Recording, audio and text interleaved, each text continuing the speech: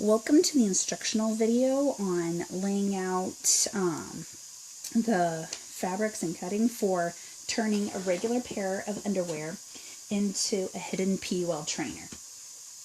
Now I do want to start off before I go over everything that since we're just turning regular underwear into kind of a trainer, it's not meant to replace a diaper. It's meant to be more of an oopsies catcher for kids who are doing the potty training bit. I got this idea because my son hates feeling wet, but he won't let us know that he's gone until we start seeing it seep through. So this is helping us with potty training, and so I'm sharing that knowledge with everyone else. So I'm starting with underwear that I purchased at Target. For those who saw the informational video that I did right before this, some of the information I'm going to be going over is a little bit of a repeat, so bear with me. But if you're new at sewing, don't do this video yet. Go back to my first video where I'll go over a few more other little things. But if you already know what you're looking at here on the screen, then continue. Anyways, I bought a package of underwear at Target a while back, and so you want to purchase underwear that may not be perfectly fitting. You do not want it snug. You want it kind of a little loose because we are going to be doing some work with it. This was like the cheap brand Circo I bought at Target. It was like a 5-pack. And so I'm doing mine for a boy because I have a 2-year-old boy. Now I'm going to be doing everything with that in mind. If you have a girl, some of your measurements will be a little different. And I've heard of people wanting like an overnight kind of trainer. I haven't done an overnight one yet, but it basically at this point, it would just be more of the absorption layers. You'll want to add a few extra layers, a little more absorption. But this has hidden PUL in it, so it's not totally waterproof. You will still get a few leaks if they do all their business in it. But if you want it to catch that little leak, like, oh, didn't make it to the bathroom just yet, this is perfect for that. So now with that introduction, I will go over everything that you need. So this is my example of the end product, and this is what we're starting with, is a pair of underwear. So you will need, I have some snaps here, I have my scissors, I have paper scissors, I have sewing scissors, and I have my rotary cutter.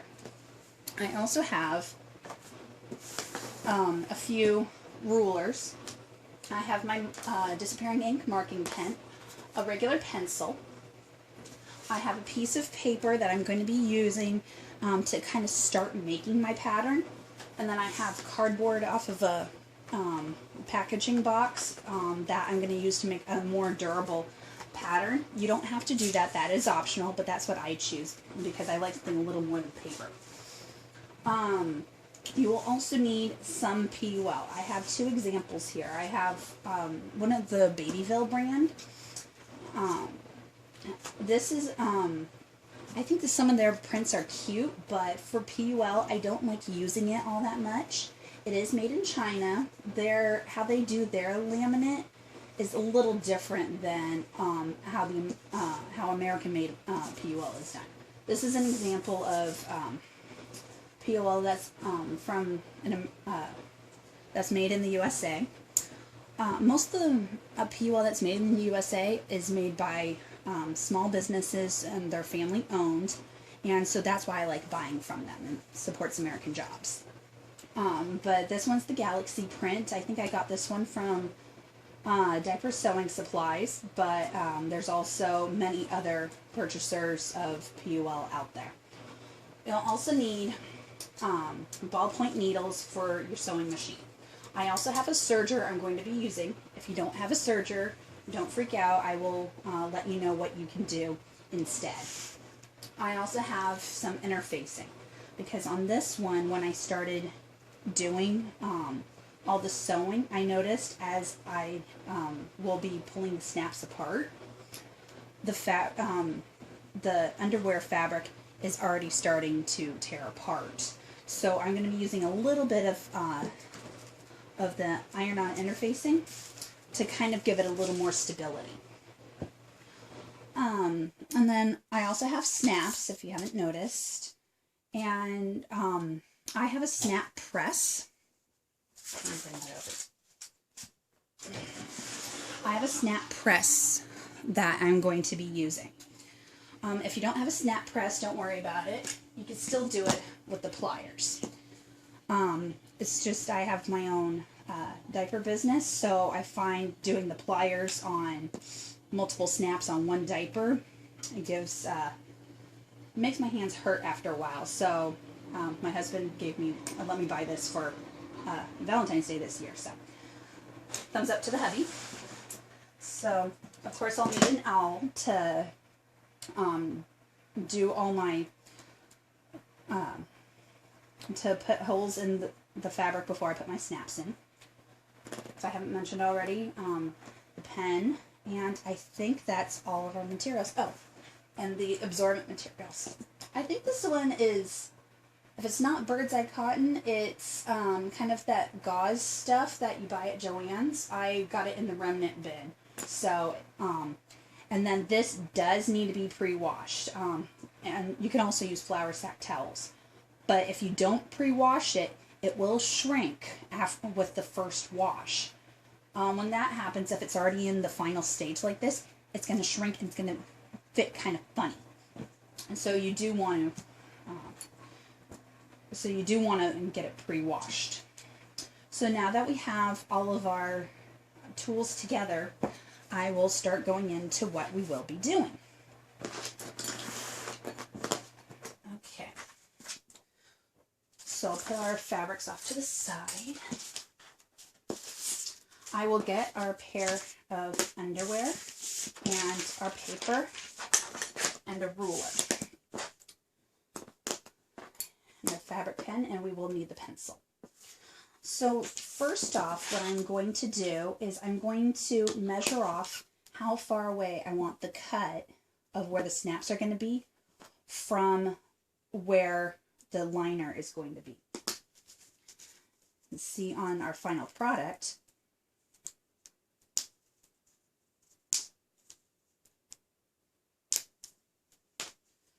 On our final product, we have the edge here, and then we have the absorbent layer start here. So you want to measure how far away you want it on the side. So I find for me like about 1.5 inches does the trick. And so I used a little extra PUL here for that. You do want to have some extra fabric of a swatch of any kind. I used PUL, you can use cotton, flannel, whatever tickles your fancy. But you still would need some sort of reinforcement, because as you saw how hard it was for me, that's because I did not use reinforcement. So that was a big no-no on my part. So I'm going to measure about, this is 1.5 inches from the seam. I'm going to measure that on both sides and mark that. I feel like I should have some music in the background as I'm doing this. Okay. So as that part is done, I'm going to take my fabric scissors and I'm going to cut right on that line.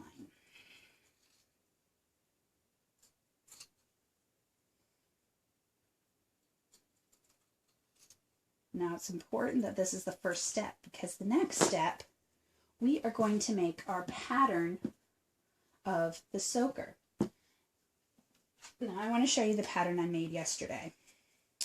It fits right on there, and it's a little big for seam allowance. So it just fits right in there of where I'm going to make it, and that's what I use for laying out. So now I'm going to backtrack and I'll show you how to do that. That's why we have our paper. We are going to use that to trace on both sides.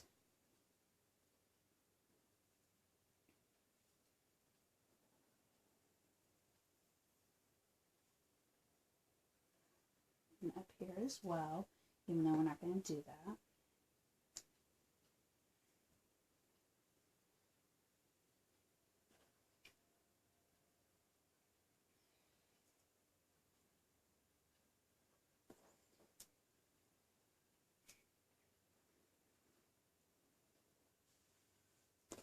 Down here.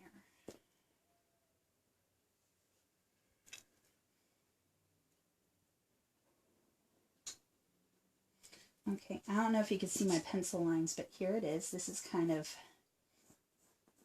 the lines that we're working with. Now, it doesn't have to be totally exact. And the reason I say that is because if you're wanting to do more of a cardboard one like I did this and I folded it in half, and then I folded my cardboard in half and I traced it on there and cut it out that way. That's why it has a fold in it. So now both sides are symmetrical. So if you choose to do that, then you're ready to cut this out, and then we'll fold this in half. You can use a cereal box. This was a box left over from a Stouffer's lasagna. I use the handle of my scissors as kind of more of a, to help me get the fold in there. So now, I'm going to use my paper scissors. Very important. Do not use paper scissors on fabric. Do not use fabric scissors on paper. Okay, so I'm going to cut this out real quick.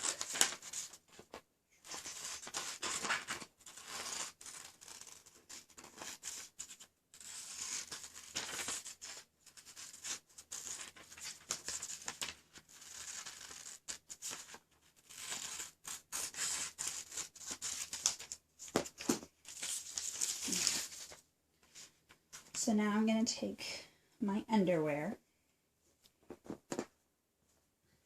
and I am going to lay my little tracing bit inside. So, yeah, it's mostly good. I do have it a little bigger on this side. I want to trim that a little bit.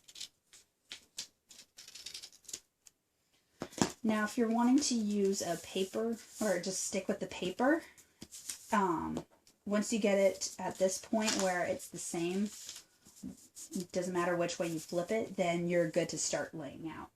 Otherwise, if you want to do the cardboard method I already mentioned, then if it works for you, then you can do that. But how I did it is at this point, I'm like, oh, it mostly fits. So I fold it in half. And then I traced that onto my cardboard, and then I cut it out, and voila. So now I have my pattern for my underwear. I'm going to start cutting. Now, if you're using girls' underwear, most girls' underwear, the seam starts here and goes a little further back. That is the area you are going to be wanting to focus on for a girl. This is for a boy, since biologically it goes more forward. So that is where we are at that. Now we are going to be cutting out. I figured I'll use Galaxy. I think it's ironic. Dinosaurs. So now if you did a lighter print, you can be doing this a lot easier than I did it. I decided I'm using a dark print and it's hard to see what I am tracing.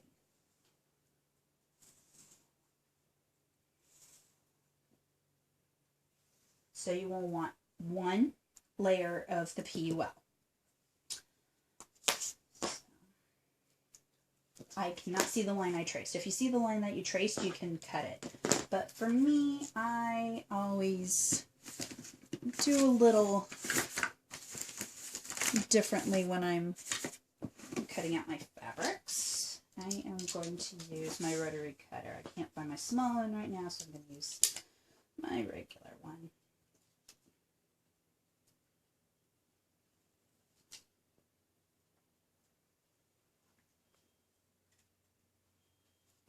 Now, while I'm cutting this out, I will let you know, as I mentioned earlier, I do have a serger, so I am going to be doing some sewing on the serger. If you do not have a serger, what you will do is a straight stitch and then you'll zigzag it off. If you do not have a serger, make your pattern about a 1/4 inch narrower, just because you will not have the blade to cut off all that extra that you will have, or the extra that you will have that a serger will cut off.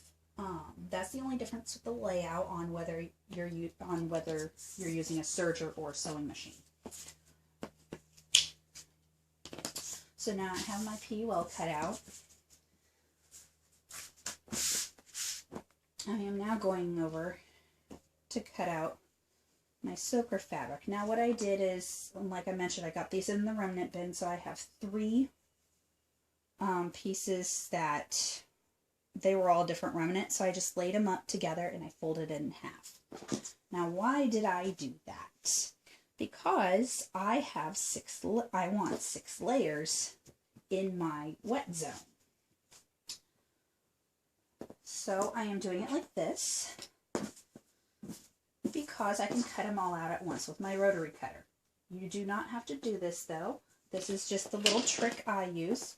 You can use any method that works for you, as long as you have all the layers you want.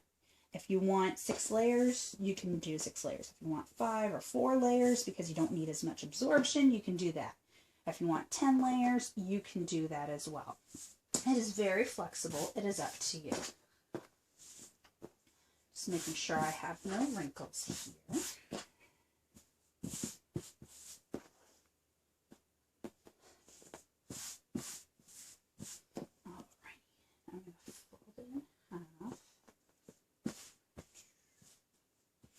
And now I'm going to get my pattern, which is right in front of me. You can do it either way you want. You can do it this way or this way. I prefer to do it this way because I see one of my layers is kind of veering off. So I want to make sure I have most of the bulk in the wet zone where I need it. So I'm going to do that. This one I will trace. Now, if you don't have a rotary cutter, you don't have to do the method I'm doing. If you have a rotary cutter, this is my little trick, is I will trace this out, and then I will rotary cut all the layers at the same time.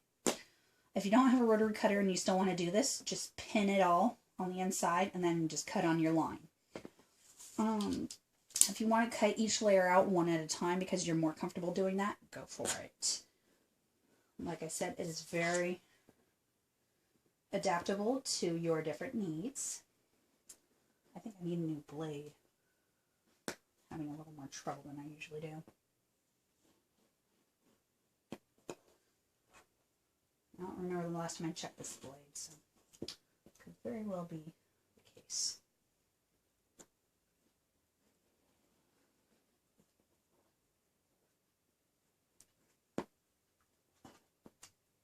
Okay, so now I have all my layers cut out.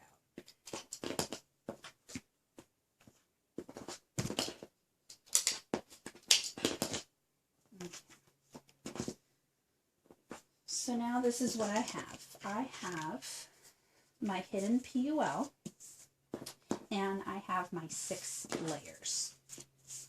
And so now it looks like I'm ready to sew. I'm going to put this to the side because now, even though I'm ready to sew this together and then sew it to here, I still have my raw edges. So what I am going to do is I am going to be a little creative with my PUL.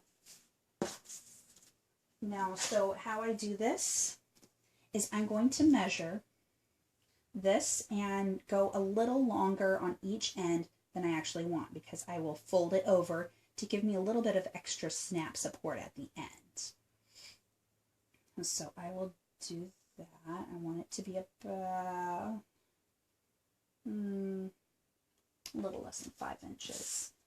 And then the width of it is however wide you want your tab here. Now how I did it last time, I made my tab ending up being about 1/2 inch. I found out that's not enough. I want it to be more of 3/4 of an inch. At least, if you want an inch, you could go that way. It just gives you a little more overlap. So I'm going to add my seam allowance into that. So I'm going to make it 2 inches by 4 3/4.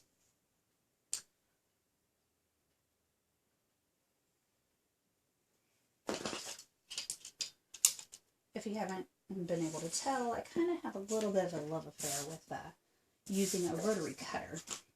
I found it made things so much quicker for me when I'm laying out and cutting out multiple items.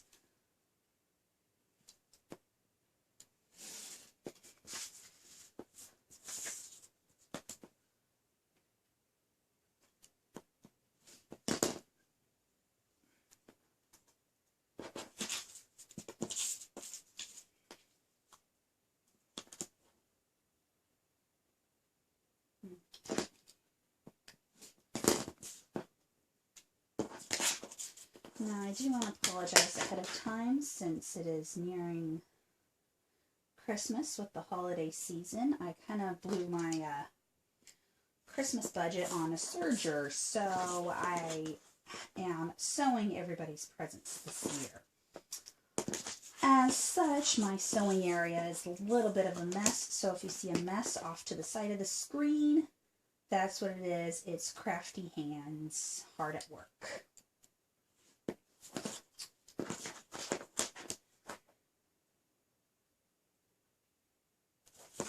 Make those big enough.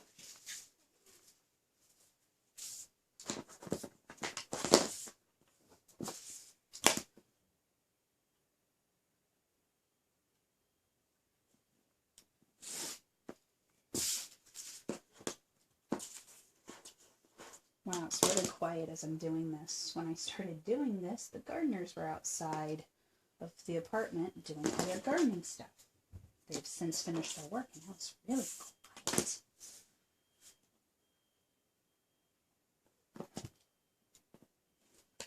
So, for those of you who use PUL a lot and make several diapers, it's easiest to do this with your scraps. That way you have a way to use all your little scraps and you can get something useful out of it.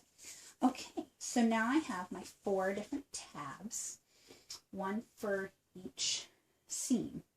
So now I am almost ready to sew. I still need interfacing.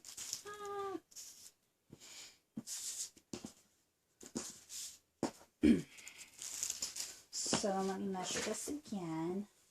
I want it on the jersey, or the not the jersey, the knit fabric itself, because the elastic is still good, the binding is still good, but this over time is going to start ripping unless it's reinforced. So I am going to make it probably about 1 inch wide, and it needs to be about 2.5 inches long.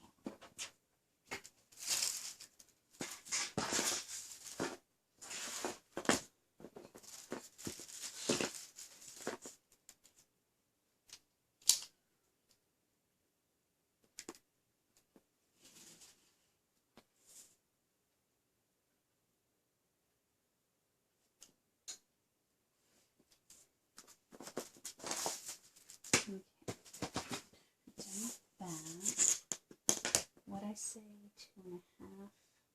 It's okay that this edge is kind of rough because that will be the inside edge. We just don't want it too big.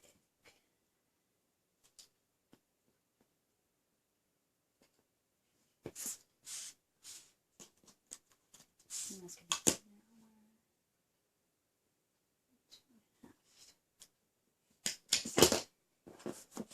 Alrighty, let me do a little check here. We have our underwear, we have it cut, we have our reinforcement pieces. that I am going to now go to the iron and iron. And then we have our other little tab pieces that I am going to sew onto here. Notice it is longer than that. It is that way on purpose. We will fold it and fold it again. See now, it's a little more reinforced and now it's perfect length. As you notice, I did not do that here and I ended up making it a little too short and now that snap is hanging off the edge. This extra little step will take care of that. So now I have all my pieces cut. I have all my reinforcement pieces. I have my 6 layers. I have my PUL. And now I am ready to head to the sewing machines and the ironing board. So my next video will have, we will go into all the sewing process of this, but in between the 2 videos I am going to go iron this so you don't have to watch me iron. I will see you in the next video.